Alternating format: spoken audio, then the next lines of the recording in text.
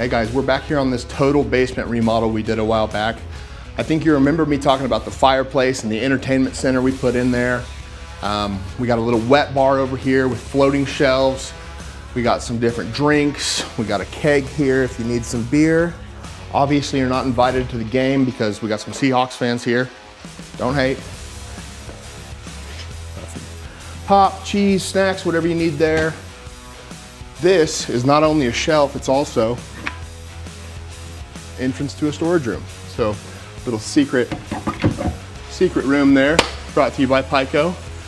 We head back this way, guys. This was not even a room. This bathroom was not even a room before this remodel. Now we've got a sink in here. We got a really cool mirror, turns on and off. We've got a shower even with a wand. Very, very, very cool.